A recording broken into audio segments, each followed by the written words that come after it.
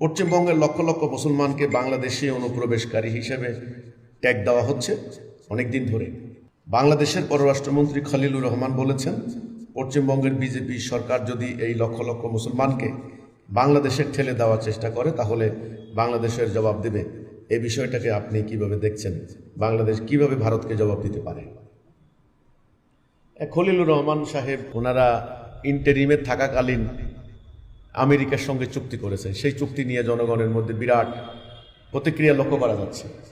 অনেকে বলছেন আমেরিকার কাছে বাংলাদেশ বিক্রি করে দেওয়া হয়েছে, এটা হলো দাসত্ব চুক্তি। তো কাজে খলিলুর রহমান সাহেব তিনি, আপনি যে প্রশ্ন করলেন যে তিনি বলেছেন জবাব দেওয়া হবে, কি ভাষায় জবাব দেবেন সেটা উনি জানেন, সে কৌশল কি সেটা সরকার জানে। আমি তো আর ওনাদের কথা জানি না।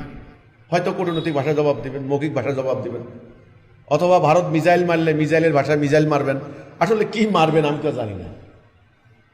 কিন্তু আমার কথা হলো, আমাদের পররাষ্ট্রমন্ত্রী খলিলুর রহমান সাহেবকে বলবো, আপনারা এমন জাতির নেতৃত্ব দিচ্ছেন।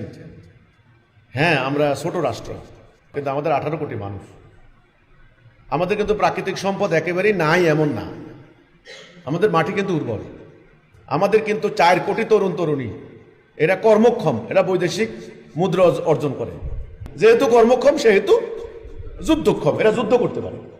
এদেরকে বৈদেশিক রেমিটেন্স যোদ্ধা, রেমিটেন্স যোদ্ধা নাম দিয়েছেন কেন?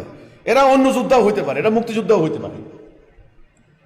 হ্যাঁ, 7 সমুদ্র 13 নদী পাড়ি দিয়ে যদি এরা যদি ইউরোপ আমেরিকা জয় করে, যদি আর ইউরোপ আমেরিকার লোকেরা বাঙালি ছেলে ফেলেদেরকে কিন্তু মাগনা ডলার দেয় না, রক্ত আর রক্ত রাখে না, রক্ত শোষণ করে ঘাম হয়ে সেই ডলার কামায় তারা রেমিটেন্স যোদ্ধা। তো যারা রেমিটেন্স যোদ্ধা, বাবা মায়ের মায়া মমতা ছেড়ে তারা হাজারো মাইল দূরে গিয়ে দেশের জন্য টাকা পাঠাইতে পারে, ওই এমনি এই ছেলেগুলোর ভিতরে ওইটা আছে যে বাবা মায়ের স্ত্রী পুত্র পরিজনের মায়া ত্যাগ করে তারা বিশ্বের যে কোনো জায়গায় তারা মাতৃভূমির জন্য তারা যেতে পারে, পারে না?